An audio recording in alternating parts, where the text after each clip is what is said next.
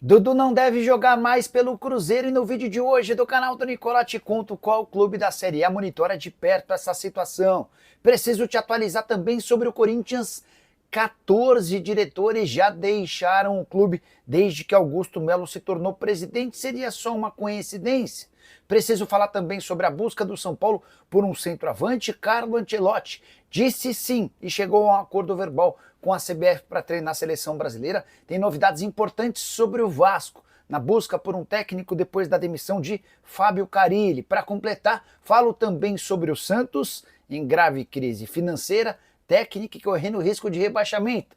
Tudo sobre o domingo espetacular do Flamengo. Tem novidade importante sobre Palmeiras, em especial nos duelos contra Rogério Ceni e muito mais.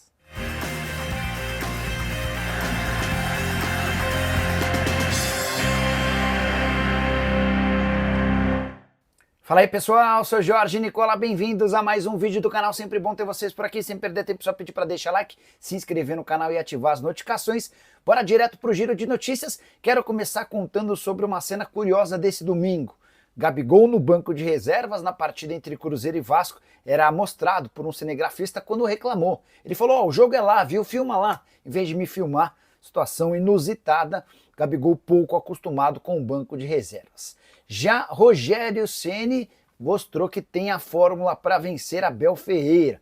O Abel tem aproveitamento muito bom no Palmeiras contra técnicos por aqui, exceto contra Rogério Ceni, que com o Bahia venceu o Abel nesse domingo em pleno Allianz Parque por 1-0, quinta vitória do Rogério Ceni em confrontos contra o Abel. Somente um técnico em toda a história da carreira do Abel Ferreira conseguiu vencê-lo 5 vezes, foi o Sérgio Conceição, que enquanto comandante do Porto teve 5 vitórias em 6 partidas. Confrontos entre Porto e Braga do Abel Ferreira eram de fato favoráveis ao Sérgio Conceição, treinador que hoje comanda o Milan. Já no nosso território nacional, quem mais venceu o Abel foi justamente o Rogério Ceni, com o triunfo desse domingo. São 5 vitórias em 14 jogos. O Abel e o Rogério empataram em outras 3 condições e o Abel Ferreira venceu 6 vezes. É bom lembrar, porém, que em 2 casos as disputas foram para pênaltis, ambas com vitórias de Rogério Ceni, uma pelo São Paulo, outra pelo Flamengo. Rogério que enfrentou o Abel sob o comando do São Paulo, do Flamengo, do Fortaleza e agora do Bahia.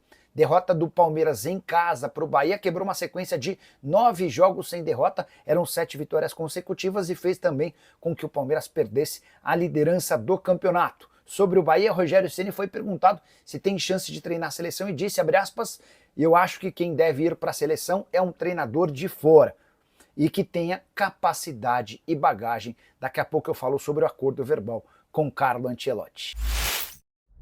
Hora de falar sobre o Flamengo, que teve um domingo perfeito. Vitória por 4-0 contra o Corinthians, recorde de público, renda, retomada da liderança e várias estatísticas a favor do rubro-negro. Começar falando sobre o jogo, vitória folgada. 4-0 acabou sendo pouco, especialmente porque o Flamengo tirou o pé na segunda etapa. 2 gols do Pedro, um do Arrascaeta e outro do Cebolinha.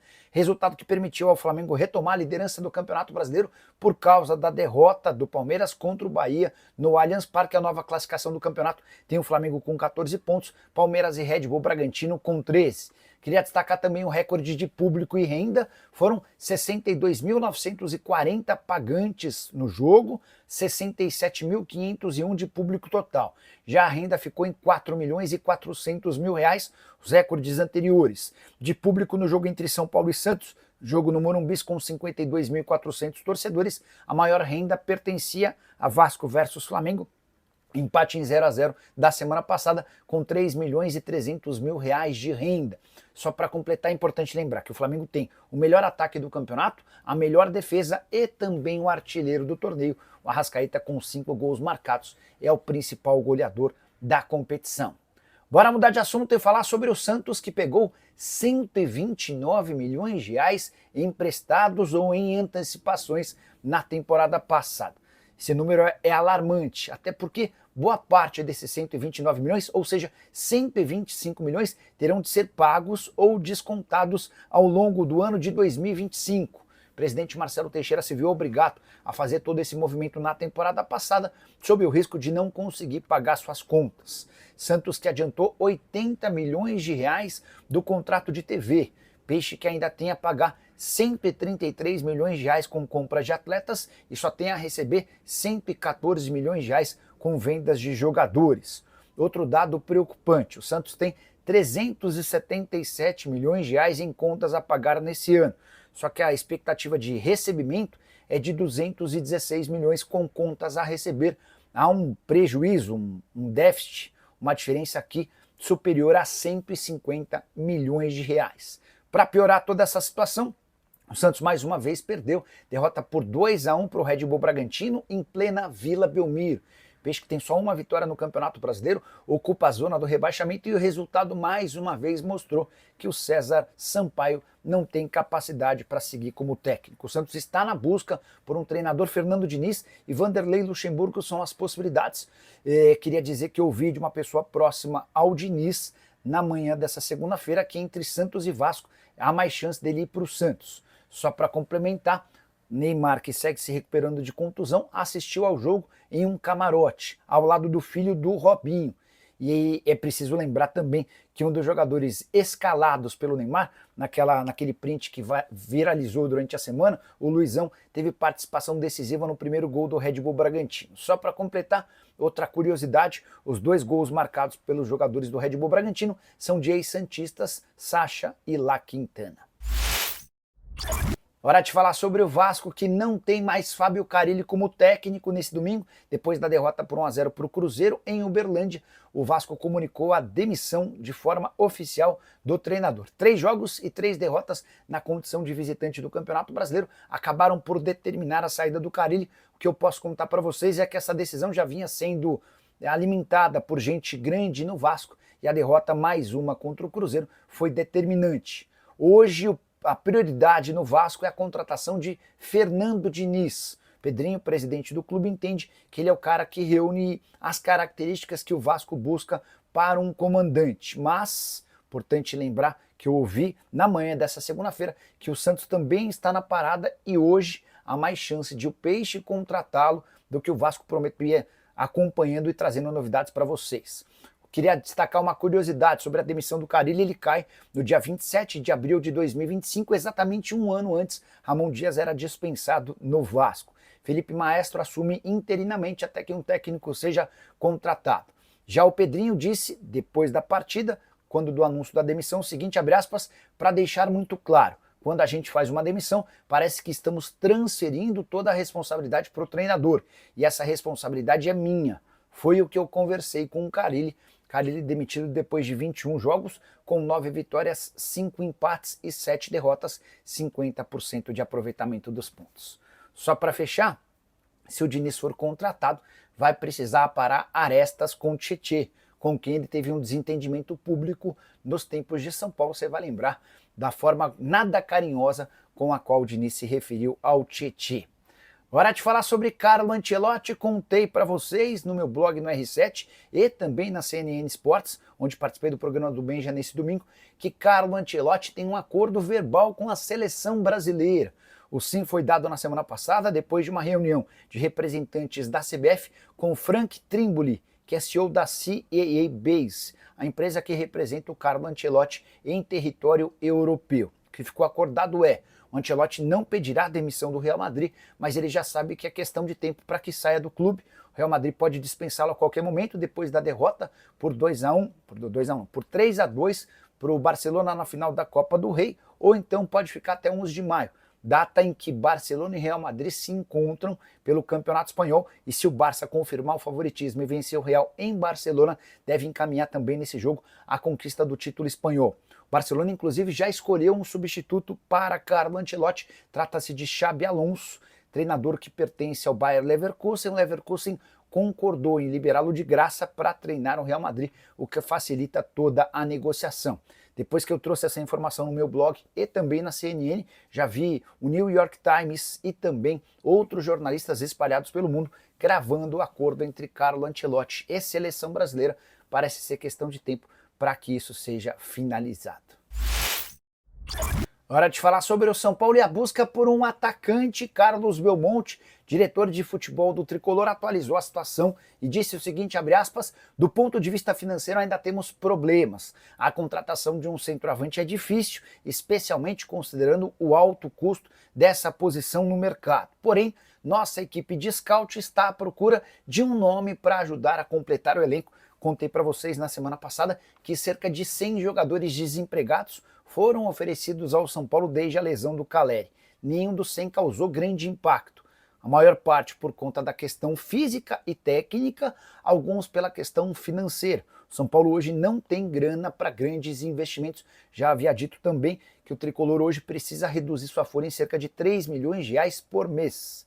E centroavantes de bom nome custam dinheiro. Vou citar um exemplo, Carlos Vinícius, que encerra seu contrato com o Fulham na metade do ano, por lá ganha mais de 1.200.000 reais por mês, gostaria de manter essa realidade no futebol brasileiro, que torna mais complicada a sua contratação. São Paulo não desistiu de um centroavante, mas o fato de André Silva e Rian Francisco estarem respondendo, o Rian marcou o gol do empate contra o Ceará, garante um pouco mais de tempo para que o Tricolor tome essa decisão. Hora de falar sobre o Corinthians. Você sabia que 14 diretores já deixaram o clube desde que Augusto Melo se tornou presidente? E são os mais variados motivos. O último deles, Pedro Silveira, que era diretor financeiro do Corinthians até a última sexta-feira, quando pediu demissão. Ele alegou problemas de saúde e esses problemas existem, com direito inclusive a tratamento nos Estados Unidos. Mas não haveria pior hora para o diretor financeiro do Corinthians abandonar o barco do que agora. Afinal de contas, nessa segunda-feira, o Corinthians vota em seu Conselho Deliberativo as contas de 2024 e em caso de reprovação, e essa é uma tendência, o Augusto Melo passa por mais um processo de impeachment. Importante lembrar ou contar quais os diretores que deixaram Augusto desde o início da gestão, 1 ano e 4 meses e 14 saídas. Já houve saídas de diretores financeiros, do futebol, jurídico, marketing, comunicação, base, futebol feminino, entre outros. Pedro Silveira é o segundo diretor financeiro a sair alguns meses antes. Em julho do ano passado, o responsável por sair foi o Rosalá Santoro. Saídas mais polêmicas do Marcelo Mariano, que era diretor administrativo, e embora ainda mande alguma coisa, e Sérgio Moura, superintendente de marketing, eles saíram em meio ao caos do caso Vaidbet, que deve garantir nos próximos dias o fim do inquérito, a investigação policial com denúncia e indiciamento para Augusto Melo, Sérgio Moura e também Marcelo Mariano. Eles devem ser indiciados por formação de quadrilha e lavagem de dinheiro. Rubens Gomes, o Rubão, saiu do departamento de futebol no ano passado, Fernando Alba também como diretor adjunto de futebol. Já Fabrício José Vicentim era diretor adjunto da base e foi embora, Cris Gambaré era diretora de futebol feminino. Departamento jurídico, as saídas de Unquili, Leonardo Pantaleão e também de Fernando Perino. Suzy Miranda saiu da diretoria social, Wagner Vilaron se desligou do cargo de superintendente de comunicação, assim como Josiane Ribeiro.